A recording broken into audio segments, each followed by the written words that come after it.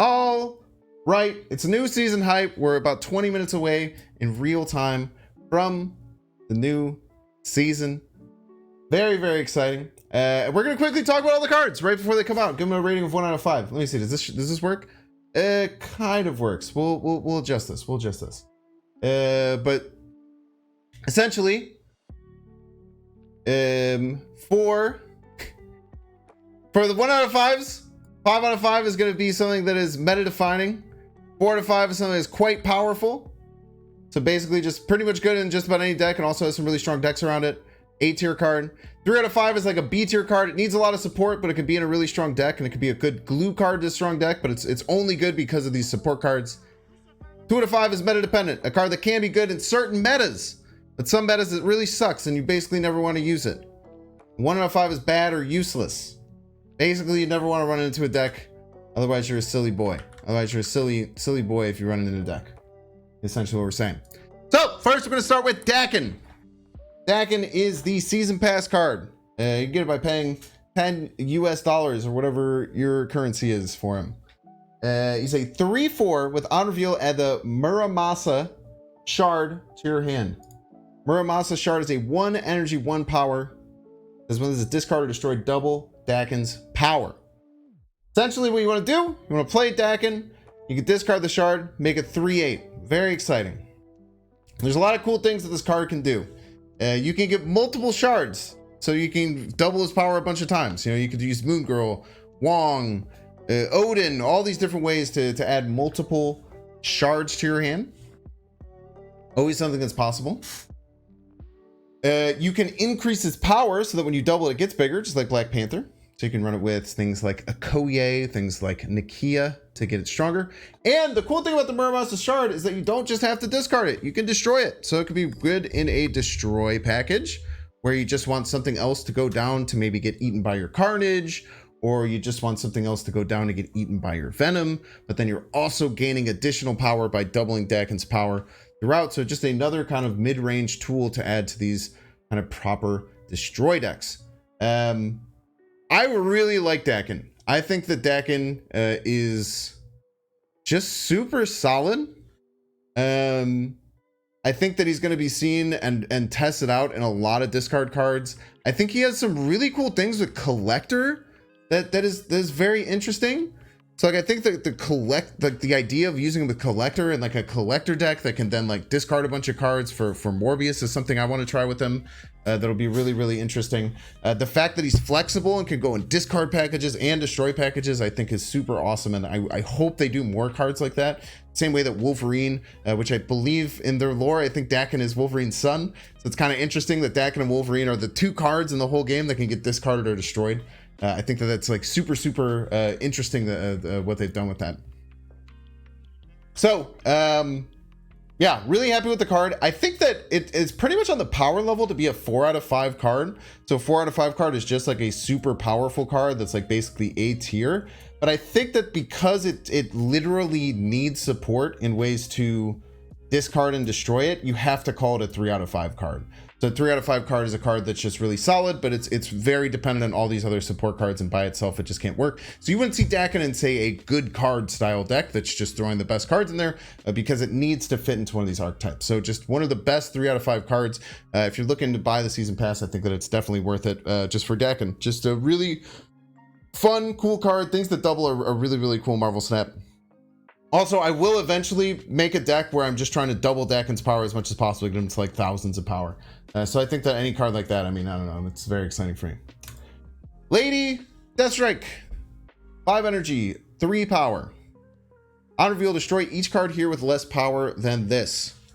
So a 5 for 3, you're looking it's very similar to Valkyrie, right? I think Valkyrie is the super easy comparison for this, where it's like a card that's a 5/3 that you're basically hoping you can win a lane with it. There's some interesting things that come with it. I think that, yeah, it's bad Valkyrie. It's a funny way of putting it because in many ways it could be. There's a lot of things to think about, right? Obviously it's a destroy trigger. So things like, you know, armor just kind of wrecks this card. Things like Cosmo wreck this card. Cosmo already wrecks cards like Valkyrie, but you always have to remember like these problems that could potentially persist. where if armor goes down, it's just Lady Deathstrike doesn't do anything for that lane. Needs a lot of setup. Yeah, I think that as a 5/3, the biggest thing is that it says cards here with less power than this. So without buffing or changing Lady Deathstrike at all, Lady Deathstrike will kill cards that are 2 power or less. That's the biggest issue. I think if she was a 5/4, she gets very powerful. Being able to destroy things that are 3 power, there's a lot of them out there. They're just kind of littered all over the thing. Things with 2 or less power, usually they're not that important for winning the lane. You know, there's obviously some incredibly powerful cards that are 0 power. Iron Man is something to think about. Mystique, Cerebro. You know, all these things are things that definitely are interesting to consider if you know you're going to kill 0 power cards. But things that are 1 and 2 power cards aren't that crazy and usually aren't that good to get rid of. Also, in a lot of those decks that focus and use these 0 power cards as a win con, a lot of them run Bast. Bast will put it to 3 power, get it over Lady Deathstrike, make it pretty much just useless to find a way for her. So I think there's a lot of work to make her work. You can think about Mr. Negative decks to players at 3/5. Most Mr. Negative decks now are looking to be as high rolly as possible, so they're looking for very low power and still having to pay 3 for this when it's flipped, and it costs you a Mr. Negative draw, which is a very valuable resource in the game. I don't think it's going to be worth it. Plus, you're going to be destroying a lot of your own cards. Overall, I think that Lady Deathstrike is probably just needs too much work and too much help to really flip a game. When you're paying 5 energy for something, you need it to be something that could be incredibly good to win a game, you know? So, my opinion would probably be she's a 1 out of 5 card. Potentially a 2 out of 5 card if we're missing something. I mean, I underrated the hell out of Valkyrie, I think, too, when she first came out. It means it's going to be the best season of the month. Gonna get carried with Alioth? Yeah, I am. I mean, I don't think Alioth's gonna come out how it's currently data mined. Personally, I'd be very surprised. Personally, I'd say it's probably 1 out of 5, maybe 2 out of 5. I don't rate Valkyrie. I just thought Valkyrie was gonna be terrible, and I thought Valkyrie was like gonna be a 1 out of 5, but she's probably like a 2 out of 5. So I'm wondering if maybe that's the same thing. I think that Lady Deathstrike's a 1 out of 5, but she's actually, you know, if you can do anything to increase her power, she's actually really good. Maybe it's kind of scary. Yeah, Patriots, different things like that can be pretty scary. Killing Sentry's Void on turn 5. If you're paying a 5/3 to do that, then you're paying 9 energy for 13 power, which is bad. I don't know. They've changed Alioth, or they've changed cards up until like the day that they're released, or like right before they're revealed. Even after they're revealed, they'll change cards. It's kind of interesting. Next card, X-23. Really cool because again we talk about some of the Wolverine kind of like ideals. A 1 energy 2 power description. When this card is discarded or destroyed, regenerate it at a random location. Get +1 energy next turn. So again, same as Dakin, same as how both Dakin and X-23 are both the in lore family members to Wolverine. They all are the cards that can get either discarded or destroyed. Very, very exciting. So I think that X-23 is going to be super, super cool. It's kind of comparable to Nova, right? I think that X-23 is super, super comparable to Nova in many ways. Where it's something that you can play out and then you destroy it to get a big bonus. Nova, if anyone was around during the beta, actually used to give +2 power. It was the most broken card in the entire game. And then they moved it down to only giving everything +1 power. And then that was still too strong, where they had to bring it down to a 1/1 because it used to originally be a 1/2. So I think that X-23 has a lot going for it. It gets killed by Killmonger, which is really cool. Essentially, what you're going to see is that destroy decks who are getting X-23 out early are going to be able to cheat out, you know, maybe 2 extra energy throughout the whole game. And that 2 extra energy can be really important. You know, you play X-23 on turn 1 or turn 2. On turn 3, you play Killmonger or Venom or Deathlock or Carnage, any of these cards that you have in your deck, most likely. You destroy that X-23, then you get an extra energy on turn 5 or on turn 4. You can get an early Nimrod. You can get a Nimrod down on turn 4, and then maybe you're finding like you're adding these other scary things that you can get out. So getting out a Nimrod early is really important for these destroy decks, especially now that Nimrod's buffed to a 5/6. Just being able to have additional things that your Carnage can eat up for extra power, just having additional things that your Venom can eat up to give you additional power. Yeah, there's gonna be some problems with armors. Armors can definitely target this for certain. But I think that X-23 is really going to open up these destroy archetypes and make them really real menaces. Being able to ramp, right, usually takes using a card like Psylocke, where you have to play 2 energy, 1 power. You're basically investing 2 energy for a shitty card that takes up a card spot. You get 1 extra energy the next turn, right? So you're super low tempo play to play out a Psylocke. And that's one of the only ways to get ramp in the game. You play Electro and it has a horrible downside of keeping you to play 1 card per turn. You have a Wave that can have a really bad downside of letting your opponent play out cards, and that also only ramps to 1 giant card, right? So adding new ways to ramp is very scary in Marvel Snap. It's very, very scary. And having an archetype that's already starting to get to the point where it's really scary and destroy, a lot of people are starting to find that these destroy Nimrod style decks are really, really strong. Now they have this additional resource to get more energy throughout the game. I think X-23 is going to be an absolute menace. I think unless the meta changes so that destroy decks are going to be really, really hard to run because armor's everywhere, Cosmos everywhere. If everything turns against destroy decks, it'll probably keep this card from seeing too much play.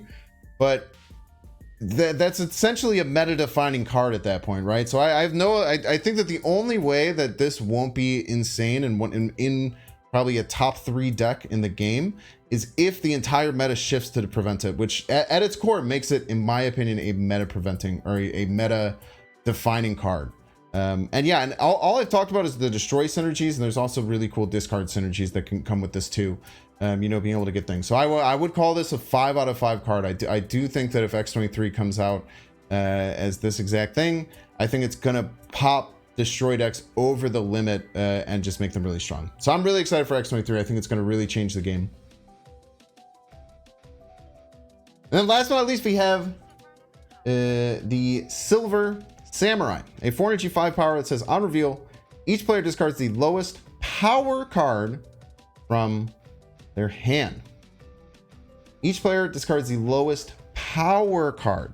Now this is important. The last time I was looking at this card, I thought it said the lowest cost card, and I think a lot of people just assume that because every other time they've made cards about this, every other time that we've thought about this, it's always been like lowest cost, but this is lowest power, which is interesting. Yeah, works really easy with Dakin. The problem with it is that you're paying an enormous premium. So you're paying an extra 2 energy to get 1 power and to discard a small card from your opponent's hand versus a very similar card, Colleen Wing, which goes over the lowest cost card in your hand. I know obviously there is differences there because one's lowest power, one's lowest cost. But when you're comparing this to Colleen Wing, you're really paying 2 extra energy for a bit of disruption. It does work with Zabu, which is pretty important. And yeah, you can target specific things in the meta. Cerebro, Mystique, Iron Man, all things that can really get targeted by Silver Samurai. So if there's Iron Man is running rampant in non-Bass decks, if you're seeing just a ton of Cerebro decks out there, if you're seeing a ton of Patriot decks, a lot of times people want to hold their Patriot till the end to try and Mystique it. Bam, you have the Silver Samurai that's going to rip that or rip a Mystique out of their hand, right? And Girek makes a really good point. It also activates Stature. Stature was held back like crazy for a long time because only Moon Knight and Black Bolt you can use to actively trigger Stature, and this is another way to trigger Stature, which it might be better than Black Bolt. You're saving 1 energy on it for 2 less power, which is usually like pretty good. You do have the downside of discarding a low power card in your hand, But I'm guessing in any Silver Samurai deck, you're going to be built with things like maybe like a Swarm, an X-23, or a Dakin Muramusa Shard to get rid of it, right? I could see this working. This maybe finds its way in cool like Zabu discard style decks. Maybe it finds some way, and it's definitely gonna be very meta dependent, I think, because I think that this is gonna be good in stature decks. Maybe even use multiple. Maybe use this and Black Bolt in a stature deck to like guarantee a stature discard. So it's interesting. Being a 4/5, I think is big. Anything that's 4 cost, you have to think about how it fits into Zabu decks. And there's already a few really good discard cards in the 4-drop slot in Hellcow and Dracula. So there's certainly some potential here. Now I do think that this card is going to be meta dependent. I think I want to call it a 2 out of 5. It's close to a 3 out of 5, but I really do think that I do think just like Moon Knight just very rarely sees play, and it's in super competitive world, it's almost never seeing play. I think Silver Samurai is going to fall into that similar position where the downside and hurting you can be really, really tough. But like I said, I think it's meta dependent. I think it's on the very high end of a 2 out of 5, somewhat close to a 3 out of 5. So that's where I'll put Silver Samurai. And thank you if you're watching. This is Binks Extra channel. It's not the real Binks channel. It's the extra channel where I do other cool extra stuff like this. So make sure to hit the dang subscribe button. Say goodbye, chat. Goodbye now. Thanks for being here. Goodbye.